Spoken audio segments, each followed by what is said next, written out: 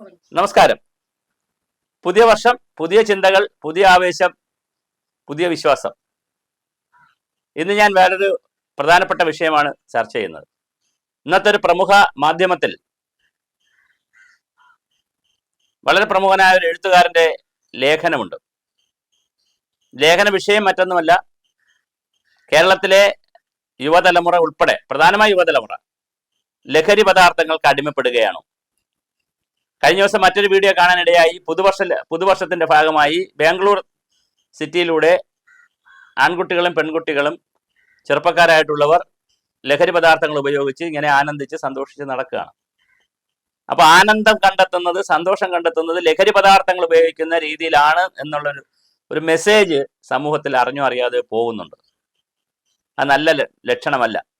താൽക്കാലികമായി നമുക്ക് ഒരു മണിക്കൂറോ 2 ദിവസമോ അല്ലെങ്കിൽ ഒരു ദിവസമോ അല്ലെങ്കിൽ കുറച്ച് ദിവസമോ നമുക്ക് സുഖം തരുമെങ്കിലും ആത്യന്തികമായി നമ്മുടെ തലച്ചോറിനെ ബാധിക്കുക, മാനസിക സംഘർഷങ്ങൾ ഉണ്ടാക്കുക, സ്ട്രെസ് ഉണ്ടാക്കുക, BP, ഷുഗർ പോലുള്ള എല്ലാവിധ അസുഖങ്ങളുടെയും പരമ്പര ശരീരത്തിൽ സൃഷ്ടിക്കുകയും അങ്ങനെ നമ്മൾ വിവാഹമൊക്കെ കഴിക്കുക, അങ്ങനെ ലഹരി പദാർത്ഥങ്ങൾ സ്ഥിരമായി ഉപയോഗിച്ച് വിവാഹമൊക്കെ കഴിക്കുകയാണെങ്കിൽ അവർക്കുണ്ടാകുന്ന കുഞ്ഞുങ്ങൾക്ക് പോലും ഈ ബുദ്ധിമുട്ടൊക്കെ സംഭവിക്കുകയാണ്. അപ്പോൾ ചെറുപ്പക്കാരാരെങ്കിലും എന്നോട് ലഹരി പദാർത്ഥങ്ങൾ ഉപയോഗിക്കുന്നുണ്ടെങ്കിൽ എനിക്ക് അവരോട് വളരെ വിനയത്തോടെ അഭ്യർത്ഥിക്കാനുള്ളത്, നിങ്ങൾ ലഹരി പദാർത്ഥം ഉപയോഗിക്കരുത്. ഒന്നാമത്തെ എൻ്റെ അഭ്യർത്ഥന, സ്നേഹാഭ്യർത്ഥന. ഒരു കാരണവശാലും ലഹരി പദാർത്ഥങ്ങൾ ഉപയോഗിക്കരുത്. അങ്ങനെ ഇനി നിങ്ങൾ ഏതെങ്കിലും തരത്തിൽ അതിന് അടിമപ്പെട്ട് പോയാൽ നിങ്ങൾ ചികിത്സിച്ച് തിരിച്ചു വരണം. ഇനി അതും നിങ്ങൾക്ക് പറ്റിയില്ലെങ്കിൽ ദയവായി നിങ്ങൾ കല്യാണം കഴിക്കരുത്. കാരണം നിങ്ങൾക്കുണ്ടാകുന്ന കുഞ്ഞുങ്ങളിലും നമ്മുടെ ജീൻ തിയറിയൊക്കെ അനുസരിച്ച് ഇതിനകത്ത് ഒരുപാട് പ്രശ്നങ്ങൾ ഉണ്ടാകും. കുഞ്ഞുങ്ങൾക്കൊക്കെ ഒരുപാട് പ്രശ്നങ്ങൾ ഉണ്ടാകും. അപ്പൊ തീർച്ചയായിട്ടും നമ്മുടെ തലമുറ ഈ ലഹരിയിലല്ല ഇത് കണ്ടെത്തേണ്ടത്. പല വിവിധ തരത്തിലുള്ള ലഹരി പദാർത്ഥങ്ങൾ മാർക്കറ്റിൽ ലഭ്യമാണ്. മുട്ടായിയുടെ രൂപത്തിൽ, അതുപോലെ ചൂയിങ് ഗമ്മിന്റെ രൂപത്തിൽ, വിവിധ രൂപത്തിൽ ഇത് ലഭ്യമാണ്. മധുരമാണ് പലപ്പോഴും ഇതിനെ അസോസിയേറ്റ് ചെയ്ത് നമുക്ക് കിട്ടുന്നത്. അപ്പോൾ കഴിഞ്ഞ ദിവസം ഒരു രസകരമായ ഒരു കാര്യം ഉണ്ടായി. അതായത് ഇതിനെക്കുറിച്ചൊക്കെ ക്ലാസ് എടുക്കുന്ന ഒരു വ്യക്തി അത്യാവശ്യം ഇതുപോലത്തെ കാര്യങ്ങളൊക്കെ പവർ പോയിന്റ് പ്രസന്റേഷനും വീഡിയോ ഒക്കെ ചെയ്ത് ആളുകളെയും ബോധവൽക്കരിക്കുന്ന ഒരാൾ. അദ്ദേഹത്തിന്റെ 8ാം ക്ലാസ്സിൽ പഠിക്കുന്ന മകൻ അദ്ദേഹം ഈ ലാപ്ടോപ്പിൽ ഇതൊക്കെ ചെയ്തുകൊണ്ടിരിക്കുമ്പോൾ അദ്ദേഹം മകനും കൂടി അടുത്തു അച്ഛൻ എന്താ ചെയ്യുന്നത്, അപ്പം മകനും കൂടി ബോധം ഉണ്ടാകട്ടെ, 8ാം ക്ലാസ്സിൽ ആയല്ലോ, മകനും കൂടി ബോധം ഉണ്ടാകുന്ന വെച്ചാൽ അച്ഛൻ മകനെയും കൂടി കാര്യങ്ങളൊക്കെ പഠിപ്പിക്കാൻ തുടങ്ങി. എത്ര ടൈപ്പ് ലഹരി പദാർത്ഥമുണ്ട്, അതിന്റെ ഗുണം എന്താണ്, ദോഷം, എല്ലാം ഇങ്ങനെ അച്ഛനും മകനുമായിട്ട് ഇങ്ങനെ നല്ല സുഹൃത്തുക്കളെ പോലെ സംവാദം. ഇപ്പൊ അങ്ങനെയാണല്ലോ, കുട്ടികളൊക്കെ വീട്ടിൽ സുഹൃത്തുക്കളെ പോലെ ആണല്ലോ. 1-2 മക്കളെ ഉള്ളൂ, അവർ അച്ഛനും അമ്മയായിട്ടൊക്കെ നല്ല സുഹൃത്ത് ബന്ധമൊക്കെ ആയിരിക്കും. അങ്ങനെ ഇങ്ങനെ അച്ഛൻ ഇതിനകത്ത് വളരെ സന്തോഷത്തോടുകൂടി മോനെ ബോധവൽക്കരിച്ചു. അപ്പൊ മോനും നല്ല ബോധമൊക്കെ ഉണ്ടായി. ഇതൊന്നും ഉപയോഗിക്കാതിരിക്കുമെന്നുള്ള ധാരണയിലാണ് അച്ഛൻ ബോധവൽക്കരിച്ചത്. ഇതെല്ലാം കണ്ടതിന് ശേഷം രാത്രി കിടന്നുറങ്ങി. പിറ്റേ ദിവസം രാവിലെ അച്ഛൻ ഓഫീസിൽ പോകാനായിട്ട്, ഏതോ ക്ലാസ്സിന് പോകാനായിട്ട് എല്ലാം സെറ്റ് ചെയ്തുകൊണ്ടിരുന്നപ്പോൾ മോൻ വന്നു വെച്ചാൽ, ഇന്നലെ അച്ഛൻ പറഞ്ഞൊരു സാധനം ഉണ്ടല്ലോ, അതിനകത്തൊരു 4ാമത് കാണിച്ചൊരു പടം ഉണ്ടല്ലോ, നല്ലൊരു സാധനമാണെന്ന് തോന്നുന്നു, അത് അച്ഛൻ വരുമ്പോൾ ഒരെണ്ണം വാങ്ങിച്ചോട്ട് വരണം. കാരണം അത് എങ്ങനെ ഇരിക്കണം നോക്കണ്ടല്ലോ. അപ്പൊ കഴിഞ്ഞ ആഴ്ചയിലെ അച്ഛൻ അമ്മയൊക്കെ കൂടെ ഇരുന്നപ്പോൾ പറഞ്ഞത്, എല്ലാവർക്കും നമുക്ക് ഇഷ്ടമുള്ള ജീവിതം നയിക്കണം, നമുക്ക് നല്ല സ്വാതന്ത്ര്യമൊക്കെ കാലത്താണ് നമ്മൾ ജീവിക്കുന്നത്, കുട്ടികളൊക്കെ നമുക്ക് ഇഷ്ടമുള്ള എല്ലാമൊക്കെ ജീവിതത്തിൽ ആസ്വദിക്കണം, ഒന്നും അറിയാതെ പോകരുതെന്നൊക്കെ പറഞ്ഞത് കഴിഞ്ഞ ആഴ്ചയല്ലേ. എന്നിട്ട് ഇപ്പൊ ഇന്നലെ അച്ഛൻ പറഞ്ഞതിനകത്തുള്ള ഒരു സാധനം ഉണ്ടല്ലോ, അത് എങ്ങനെ ഇരിക്കും നമുക്ക് നോക്കാം, ഒന്ന് വാങ്ങിച്ചോണ്ട് വരണമെന്ന്. അച്ഛൻ സ്റ്റണ്ടായിപ്പോയി. എന്താണ് മോനെ ബോധവൽക്കരിക്കാൻ വേണ്ടി പറഞ്ഞ കാര്യം മോൻ പിറ്റേ ദിവസം രാവിലെ സാധനം വാങ്ങിച്ചോണ്ട് വരാൻ പറയുകയാണ്, ഒന്ന് ടേസ്റ്റ് ചെയ്ത് നോക്കട്ടെ എന്ന്. ഇതാണ് പുതിയ രീതി. അപ്പൊ ഇതെല്ലാം നമ്മൾ അറിഞ്ഞുകൊണ്ട് വേണം ഇവിടെ ജീവിക്കുവാൻ. കഴിഞ്ഞ ദിവസം ഞാനൊരു സ്കൂളിൽ പോയിരുന്നു. ഞാൻ ധാരാളം സ്കൂളിലും കോളേജുകളിലൊക്കെ വർത്തമാനത്തിനും ക്ലാസ്സിനും പ്രഭാഷണത്തിനൊക്കെ പോകുന്നതാണ്. സ്കൂളിൽ ചിലപ്പോൾ 1 മില്ലിഗ്രാം മുതൽ ഉള്ള ഒരു 50ഓളം ഗ്രാം പാക്കറ്റ്, 1 ഗ്രാം വെച്ചുള്ള 50 ഗ്രാം പാക്കറ്റ്, 50 പാക്കറ്റ്, 1 ഗ്രാം വീതേ ഉള്ളൂ ഒരെണ്ണത്തിൽ, ചെറിയ പൊതിയാണ് ഉള്ള ലഹരി പദാർത്ഥത്തിൽപ്പെട്ട ഒരു വസ്തു. എൻ്റെ പേര് ഞാൻ പറയുന്നില്ല, എനിക്കറിയാം. കാരണം ഇത് പേര് പറഞ്ഞാലുള്ള കുഴപ്പം, ഇത് കേൾക്കുന്ന ചെറുപ്പക്കാരും അല്ലെങ്കിൽ അങ്ങനെയുള്ള ആളുകളൊക്കെ ഇത് എവിടെ കിട്ടുമെന്ന് അന്വേഷിച്ച് പോകും, അത് സെർച്ച് ചെയ്യാൻ നടക്കും. അപ്പോൾ അതുകൊണ്ട് ഒന്നിൻ്റെയും പേര് ഞാൻ പറയുന്നില്ല. അപ്പോൾ ഇത് ആ കുട്ടിയിൽ നിന്ന് എടുക്കുകയാണ്, കുട്ടിയുടെ ഷൂവിൻ്റെ അടിഭാഗത്ത് നിന്ന് എടുക്കുകയാണ് ടീച്ചർ.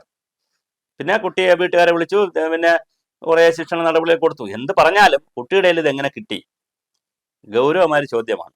ഒരുപാട് ദമ്പതികളെ പിടിക്കുന്നുണ്ട്, ഒരുപാട് സ്ത്രീകളെ പിടിക്കുന്നുണ്ട് ഈ ലഹരി പദാർത്ഥങ്ങളുടെ വിൽപ്പന ശൃംഖലയിൽ. കുട്ടികളെ പലപ്പോഴും ഇതിന്റെ കാരിയർമാരാക്കും.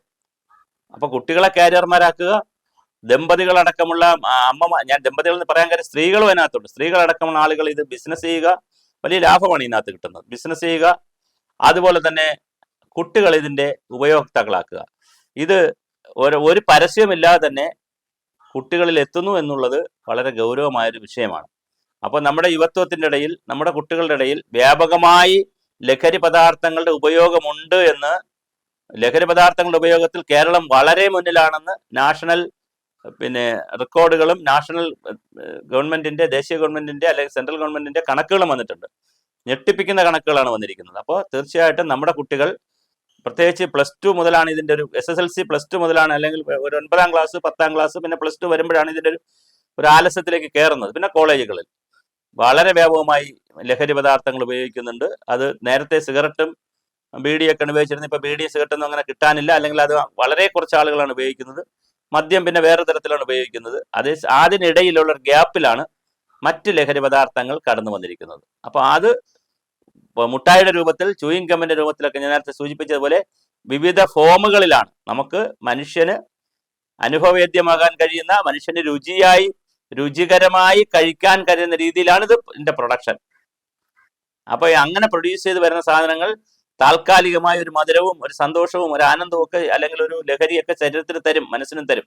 പക്ഷെ ആത്യന്തികമായി നമ്മുടെ ശ്വാസകോശങ്ങളെ, നമ്മുടെ ബുദ്ധിയെ, നമ്മുടെ തലച്ചോറിനെ, നമ്മുടെ ചിന്തകളെ, നമ്മുടെ ശരീരത്തിന്റെ ഓരോ ഭാഗത്തെയുമാണ് ഇത് ഇല്ലായ്മ ചെയ്യുന്നത്. അത് വളരെ ഗൗരവമായൊരു വിഷയമാണ്, തലമുറകളെ തന്നെ ബാധിക്കുന്ന വിഷയമാണ്. ഈ ലഹരി പദാർത്ഥങ്ങൾ സ്ഥിരമായി ഉപയോഗിക്കുന്നവർക്ക് ഉണ്ടാകുന്ന മക്കൾ അല്ലെങ്കിൽ ചെറുമക്കളൊക്കെ ഇതിന്റെ കുഴപ്പങ്ങൾ അവരുടെ ശരീരത്തിൽ ഉണ്ടാകുമെന്നൊക്കെ ഒരുപാട് പഠനങ്ങൾ ഇപ്പോൾ വന്നിട്ടുണ്ട്. അപ്പോൾ തീർച്ചയായിട്ടും നന്നായി പഠിച്ച് ജോലി കിട്ടി കുടുംബജീവിതം നയിച്ച് വിവാഹം കഴിച്ച് കുടുംബജീവിതമൊക്കെ നയിക്കണമെന്ന് ആഗ്രഹമുള്ളവർ ഒരു കാരണവശാലും ഇതിന്റെ ഒന്നും പുറകിൽ പോകരുത്. അല്ലാത്തവരും പോകരുത്. എന്നാലും ഞാൻ പറയും, ഇങ്ങനെയുള്ളവർ ഒരു കാരണവശാലും പോകരുത്. തീർച്ചയായിട്ടും നമ്മൾ വലിയ പിന്നെ മറ്റൊരു പ്രധാനപ്പെട്ട കാര്യം, കുട്ടികൾ ഒരുപാട് ചതിക്കുഴിയിൽ ഇതിനകത്ത് വീണുന്നുണ്ട്. ചില സ്ഥലങ്ങൾ, വളരെ അപൂർവ സ്ഥലങ്ങളിലെങ്കിലും അധ്യാപകരും ഇതിനകത്ത് സാമ്പത്തിക ലാഭം കിട്ടുമെന്ന് പറഞ്ഞ് കണ്ണടയ്ക്കുന്നുണ്ട്. അപ്പോൾ ചില സ്ഥലങ്ങളിൽ അധ്യാപകർ കണ്ണടയ്ക്കുന്നു, മുഴുവൻ അധ്യാപകരും അല്ല, അധ്യാപക സമൂഹത്തെ അടച്ചാക്ഷേപിച്ചതുമല്ല, എങ്കിലും വളരെ കുറച്ച് അധ്യാപകരെങ്കിലും, വളരെ വിരലിൽ എണ്ണാവുന്നവരെങ്കിലും ഇതിനൊക്കെ സപ്പോർട്ട് ചെയ്യുന്നവരുണ്ട്, അങ്ങനെ ഉപയോഗിക്കുന്നവരുണ്ട്. അതുപോലെ തന്നെ കുട്ടികൾ ഇത് വ്യാപകമായിട്ട് ഉപയോഗിക്കുന്നു. യുവാക്കൾ ഇത് ഒരിക്കൽ ഉപയോഗിച്ച് തുടങ്ങിയാൽ ഇത് വല്ലാത്തൊരു ശീലമാകും, ശരീരത്തിൽ ഇത് അഡിക്റ്റ് ആവും, പിന്നെ ഇത് പ്രയാസമാണ് ഇതിന് തിരിച്ചു വരാൻ. അപ്പോൾ ആ തരത്തിൽ വളരെ വ്യാപകമായിട്ടുള്ള ലഹരിയുടെ ഉപയോഗം കേരളത്തിൽ സംഭവിച്ചുകൊണ്ടിരിക്കുകയാണ്. ഇത് ഗൗരവമായി നമ്മുടെ സമൂഹം ചർച്ച ചെയ്യപ്പെടണം. പ്രത്യേകിച്ച് കുടുംബങ്ങളിൽ, കുട്ടികളിലൊക്കെ എന്തെങ്കിലും അസ്വാഭാവികത കാണുക, അവരുടെ ബാഗുകളിൽ പരിശോധന ചിലപ്പോൾ നടത്തേണ്ടി വരും, അവരുടെ റൂമുകൾ ചിലപ്പോൾ പരിശോധിക്കേണ്ടി വരും. അസ്വാഭാവികത കണ്ടാൽ അത് എന്താണെന്ന് ശ്രദ്ധിക്കേണ്ടി വരും മാതാപിതാക്കൾ. പ്രത്യേകിച്ച് ചെറിയ പ്രായത്തിൽ, വളരെ മുതിർന്നതിന് ശേഷമുള്ള കാര്യമല്ല ഞാൻ ഈ പറഞ്ഞത്. അപ്പോൾ ചെറിയ പ്രായത്തിലെ കുഞ്ഞുങ്ങളെ നന്നായി ശ്രദ്ധിക്കേണ്ടി വരും. സ്കൂളുകളിൽ അതിനാവശ്യമായ ക്ലാസ്സുകളും പിന്നെ കൗൺസിലിങ്ങും മറ്റു കാര്യങ്ങളൊക്കെ കൊടുക്കേണ്ടി വരും. അപ്പോൾ വളരെ വലിയ രൂപത്തിൽ നമുക്ക് ലഹരിയെ പിടിച്ചു കെട്ടേണ്ടതുണ്ട്. കാരണം ഇതൊരു സമൂഹത്തെ മാത്രമല്ല, തലമുറകളെ കൂടി ബാധിക്കുന്ന രീതിയിലേക്ക് ഈ ലഹരി പദാർത്ഥങ്ങളുടെ ഉപയോഗം ഇപ്പോൾ വളർന്ന് ഒരു മാഫിയ പോലെ നമ്മുടെ മുന്നിൽ നിൽപ്പുണ്ട്.